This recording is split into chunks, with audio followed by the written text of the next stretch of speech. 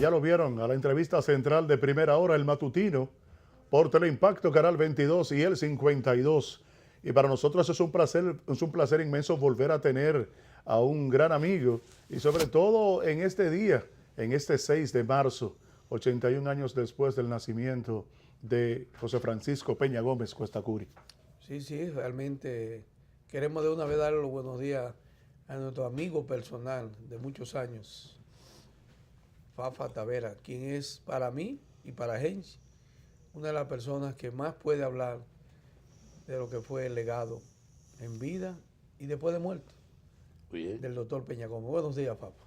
Gracias a ustedes por esta invitación un día como hoy.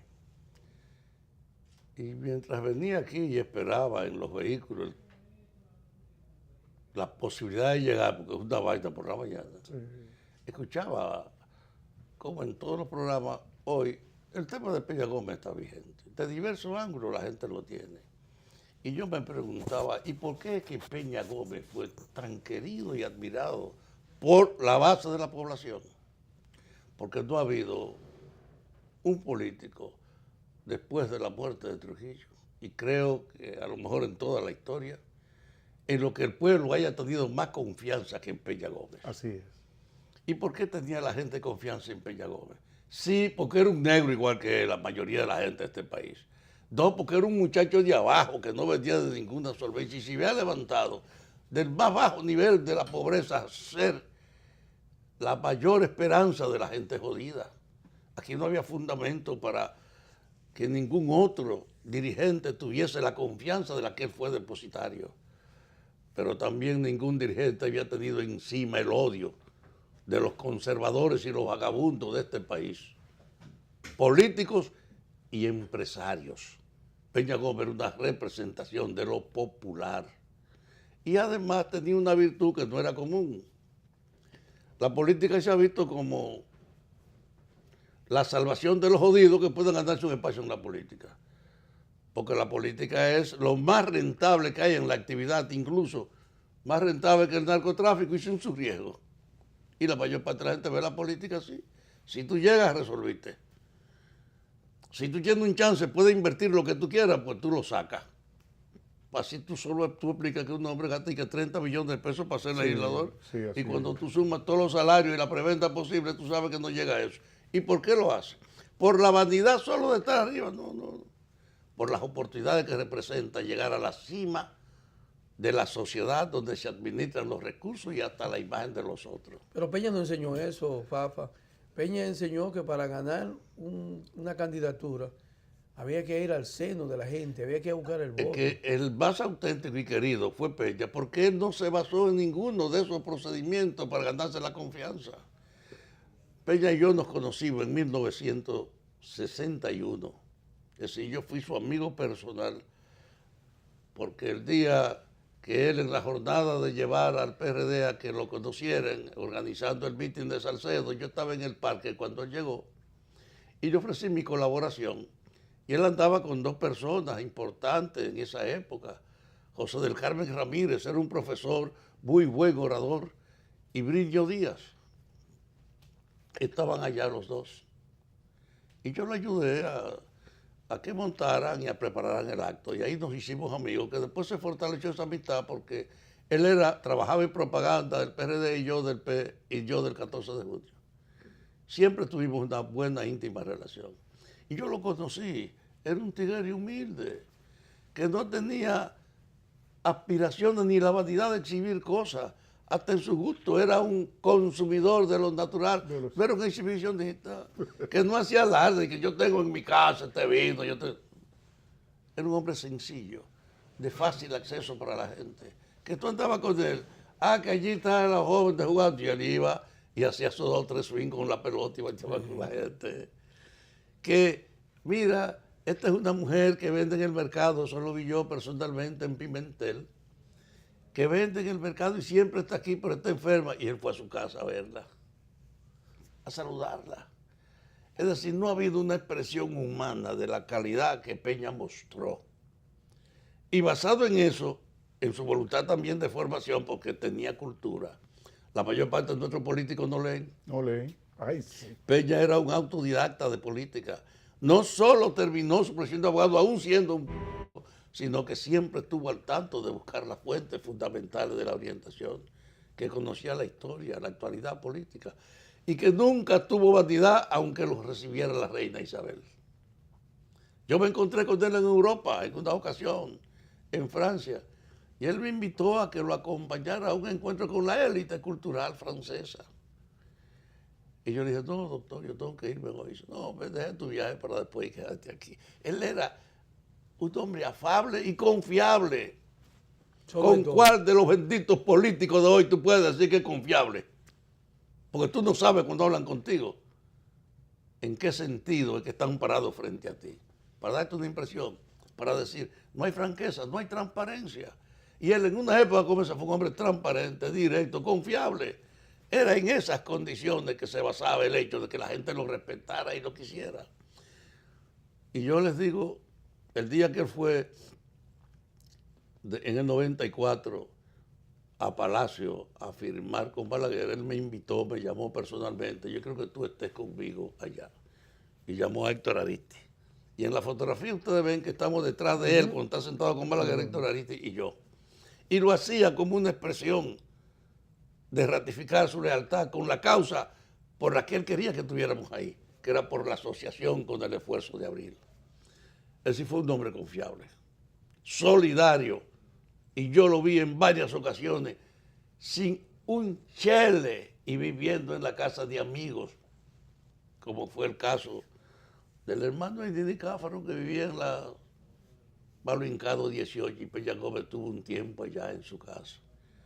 Es decir, nadie se ha levantado de un origen como el que él se levantó, con una conducta tan transparente que solo fue objeto del odio de los intolerables dominicanos. Pero él fue objeto del afecto y del amor de la mayoría de la gente de este país. Yo creo que al recordar a Peña hoy, que es un acto que hacen los políticos el día que él nació o que él se murió, para cumplir como una efeméride más, pero la presencia de Peña hoy es ética y moral. En estos tiempos. ¿Tú te imaginas a la gente que ve la política como un resultado de negociaciones? Sí, sí, eso es terrible. Que sí, vamos a discutir. ¿Qué van a discutir? Reparto. Yo quiero que... Peña Gómez fue capaz de abrir espacios de discusión para entenderse. Él no agitaba la confrontación, él agitaba el entendimiento, pero apoyándose en la gente. Porque en el 94, yo quiero decirle esto a la población, yo era parte del acuerdo político y era candidato a diputado, atraído por él al PRD, por nuestra amistad. Y en medio de las tensiones que creó el 94, yo trabajaba por la referencia de mi experiencia en la unidad de seguridad interna del PRD en relación con los militares, que en ese momento estaban abiertamente contrarios a que se impusiera la continuidad con la gente de la primera brigada. Ahí hay todavía oficiales de eso. El que dirige INESPRE era un miembro de esa conspiración. Y ahí fue que nos conocimos y nos hicimos amigos. Y Peña me llamó para ver la solidaridad y me dice, en el momento más álgido de las tensiones, comandante, ¿y cómo está el trabajo? Tenemos esto organizado para barrer en mediodía con todos estos vagabundos. Y él me pregunta, ¿y como cuántos huertos tú crees que pueden producirse? Y yo vacilé para responderle a Peña. 2 o 3 mil muertos, pero esto está resuelto en 2 o 3 horas. Y él abrió los ojos y echó para atrás. Yo no puedo permitir que este país vuelva a una guerra civil, en este caso defendiendo una aspiración personal mía. Wow. Me dijo, nosotros no podemos llevar a la confrontación. Aquí no hubo una guerra en el 94 porque Peña Gómez la paró. No. Vamos a insistir en negociar. Es decir, era un tipo que a la hora del donde tú le dices eso a un cabrón de los de hoy, Sin ¿qué me importan los huertos? Sí, Echemos sí, para adelante. sí, exactamente. Y él fue capaz de detenerse a la puerta del poder porque él no quería que una nueva tragedia dominicana fuera asociada a que servía de plataforma para él llegar al poder. aceptó primero eso. Y ahí es que se vamos para la iglesia. En ese momento. Es decir, mostró una fibra y una humanidad que no teníamos ninguno de nosotros. No, yo quería echamos para adelante, pues ya qué vaina es. Y se lo decían todos los otros. Vamos para la iglesia. A correr el camino de las lágrimas y de las oraciones en vez de la confrontación. Entonces es un ejemplo que tú lo ves. A la hora de la verdad, él era un infeliz, hubo que hacerlo hasta su casa. Sí. Entonces tú tienes un hombre más generoso, más desprendido y más confiable que Peña Gómez, Ministerio Dominicano, tú no lo encuentras. Hoy yo quisiera que lo recordaran por su virtud, por la condición humana de la que carece hoy la escena política. No hay un ejemplo de esa envergadura. Tú ves cómo los valores hoy se manipulan y son capaces de creer que la política es la función de tú maniobrar, que la política es la habilidad de tú engañar o entretener al otro y asegurar lo tuyo. Y Peña Gómez fue una muestra que la política es servicio.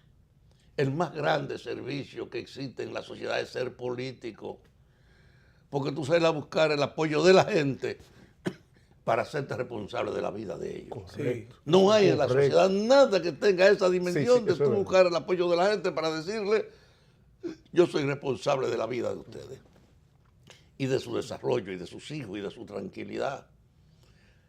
Pero como eso es un servicio de tal envergadura que nadie puede ignorar, pues no se puede vivir al margen de la política, entonces la política se ha prostituido y se ha convertido en el más grande de los negocios. Y ahí es que está esa degradación. Y eso se toleró, yo digo, en todo el tiempo de la Guerra Fría, eso era universal en la política, no era aquí, era en todas partes. Permisible eso. Permisible, porque el problema de la política era, para este lado del mundo, contener al adversario que era su enemigo, y los yanquis lo que querían era lealtad. Correcto. Amigos leales, no importa el costo. asesinos o vagabundos. No importa el costo. Hoy pues invitó a los militares de América Latina y tú estás aquí sin yendo a Chile a hablar con Pinochet. En ese orden, lo que importaba era que usted fuera leal y sumiso al poder norteamericano.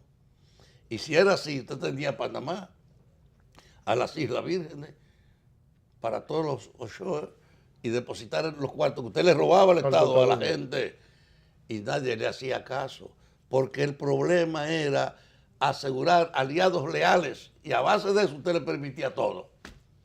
Pero se acabó el enemigo hace 28 años. Ya no hay Guerra Fría, ya no hay enemigo. Ya no hay nada que justifique que Estados Unidos pueda poner en primer plano la seguridad. Mira dónde estamos, que de la seguridad ahora se está pasando al libre comercio. Trump diciendo que él prefiere una guerra económica, que él está tratando de que vayan a Estados Unidos todo el que se fue y le va a bajar los impuestos.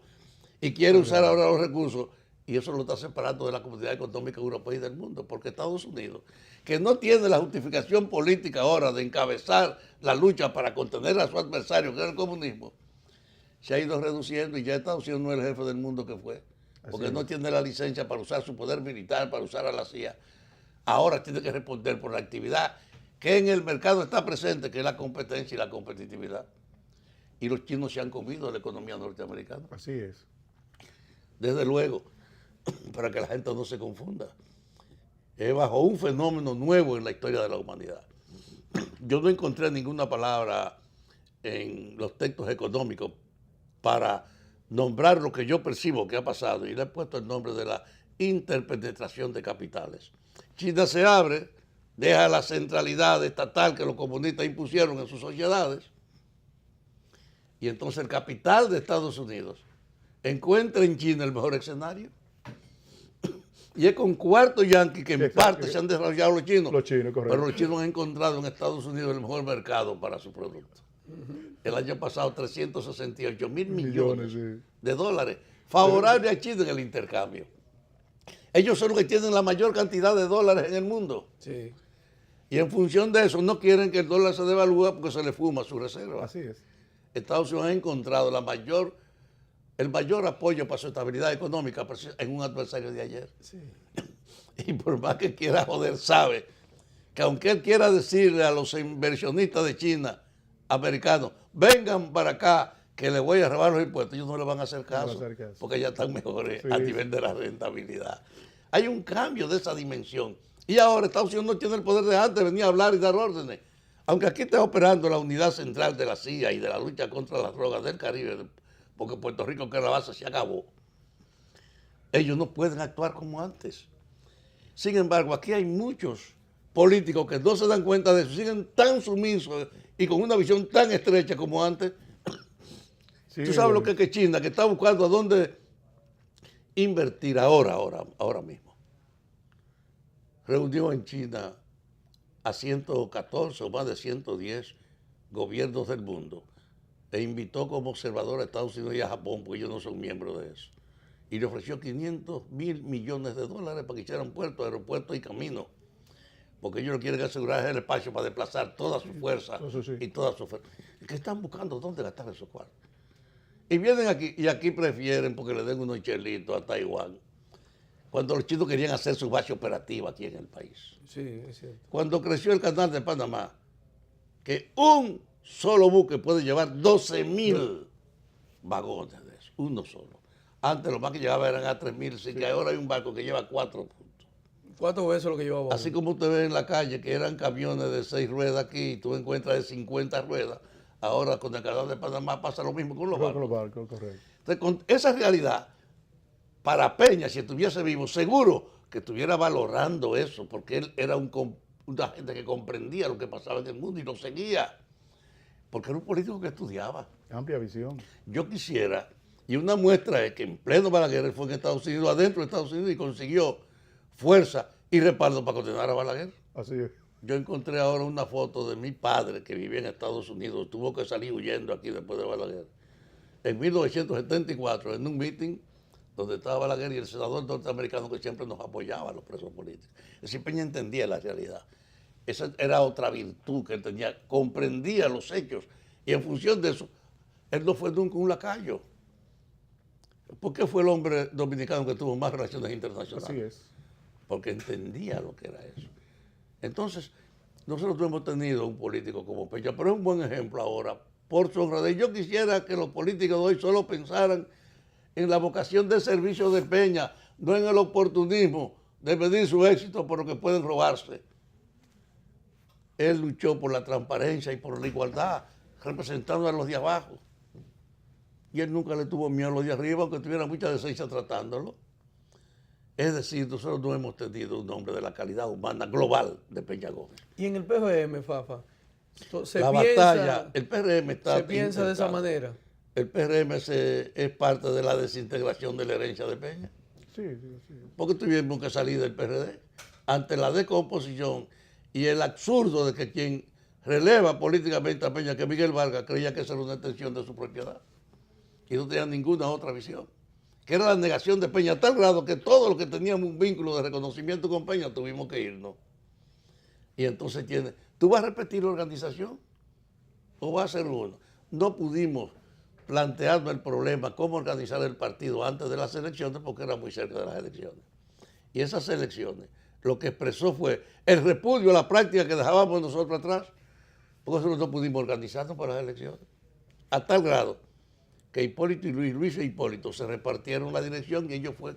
Yo estoy en la dirección no por reconocimiento personal, sino porque en la época del reparto yo aparezco en la lista de Hipólito y me ponen ahí.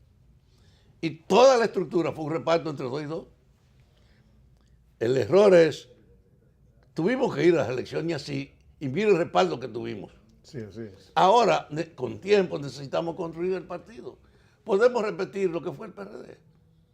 ¿Con qué criterio vamos a organizarlo? Y va a haber Con la idea de que 2 caciques pueden repartirse esto como si fuesen sus peones, que fue lo que pasó aquí.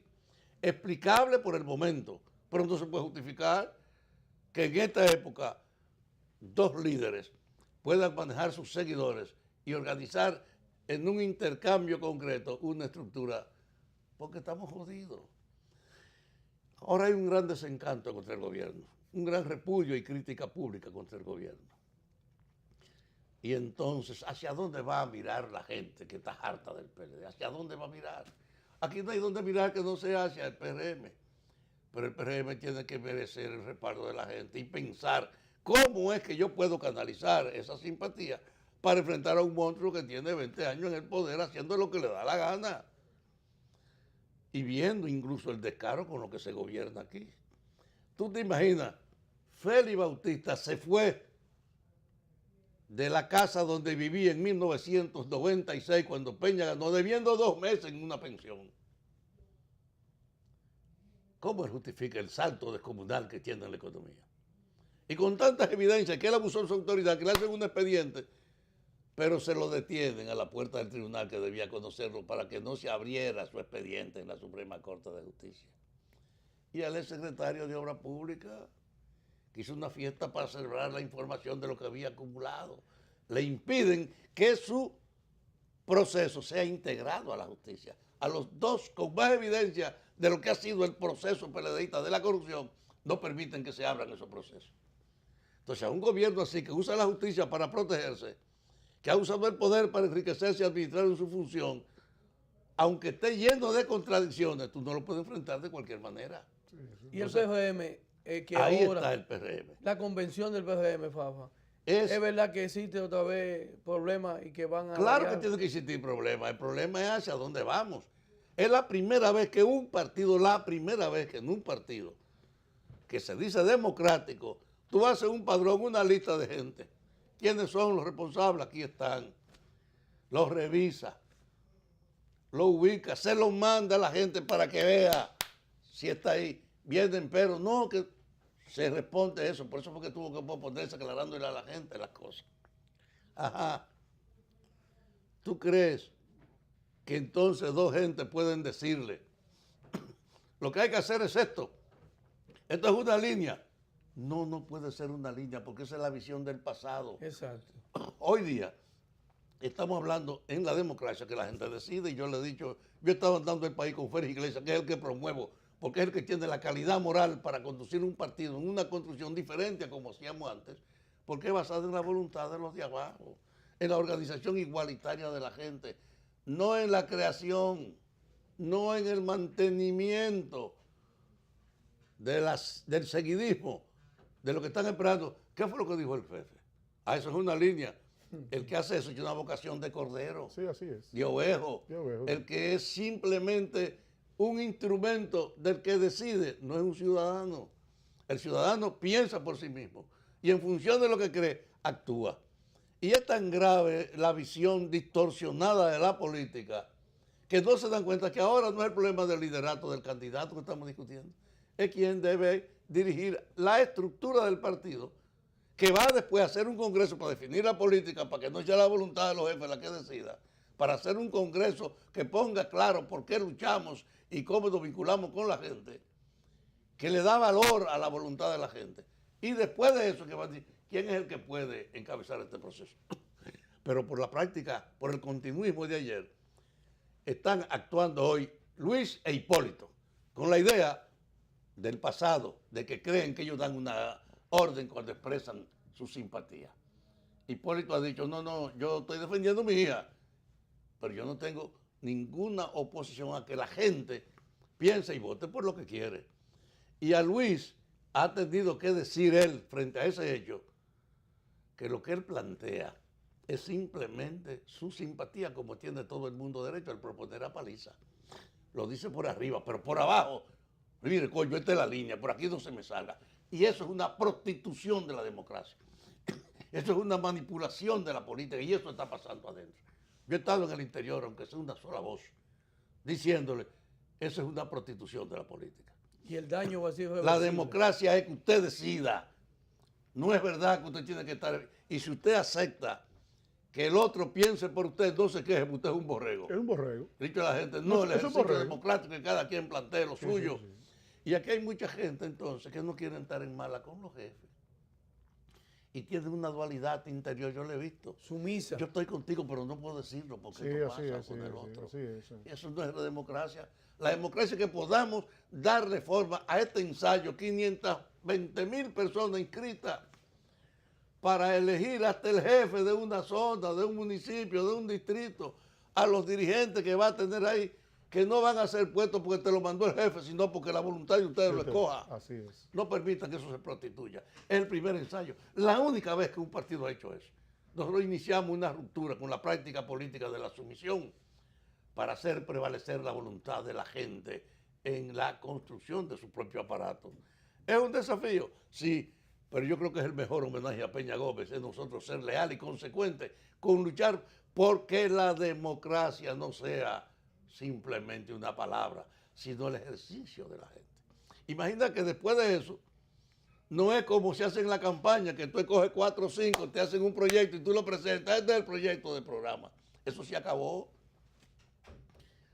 Nosotros estamos tratando de hacer un congreso para que en ese congreso se defina por qué debemos luchar, qué ofrecemos para el gobierno y cómo vinculando con la población. Como resultado colectivo, no de 3 especialistas que tú traes para que te digan lo que a ti te conviene y que discutiendo contigo que eres candidato tú debes decir. Vamos a barrer con la prostitución de la política, con esa herencia de Trujillo y con esa herencia de la comercialización, para poner en práctica el ejercicio democrático de la gente. Ahora, los militantes que me pueden estar oyendo ahora, los que están inscritos y van a votar, yo les digo, el único de los candidatos actuales que puede empujar una política así es Félix Iglesias. Porque Félix Iglesias es una familia millonaria en este país. Especialista a nivel de reconocimiento internacional, y él no hizo una clínica para explotar su conocimiento, él ha estado ahí sirviéndole a los niños pobres de este país en un hospital público. Ahora termina y dice, yo me voy a dedicar plenamente a ver si uno puede meter ese servicio aquí. Probó que no usa la política para su aprovechamiento personal. Y yo le digo a la gente que también tiene una tradición democrática. En 1960, su hermano Miguel, que murió, y yo nos encontramos en una celda, desbaratados por la pela que nos dieron a nosotros, preguntando, ¿y tú quién eres? Y desde entonces yo fui amigo de Miguel, y Feri era de la juventud del 14 de junio. Es un hombre que tiene todas las condiciones y la confianza de que no busca la política para el reparto ni para acomodarse. Y yo le digo a la gente nuestra que nos ven, no se dejen engañar. Cojan todo lo que le den, pero voten por su conciencia. No se dejen engañar más en este país. Solo si construimos un partido basado en el predominio de la democracia y en la transparencia, podemos unificarnos nosotros y entonces poder tener en el ejemplo de unificarnos la base para llamar al pueblo a que hagamos un gran frente contra un gobierno que no se derrota si no es de esa manera. Bueno, como no, las gracias una vez más a Fafa Taveras por acompañarnos aquí en la entrevista central de Primera Hora. Excelente. Nosotros también, así nosotros asimilamos al doctor Félix Iglesias como candidato de nosotros aquí en caso de Defiéndanlo, que vale la pena. Muy bien, así es. Nosotros consideramos eso. Gracias, señores. Nosotros vamos a dejar brevemente con el deporte para luego, entonces, finalizar por hoy la presentación del matutino Primera Hora.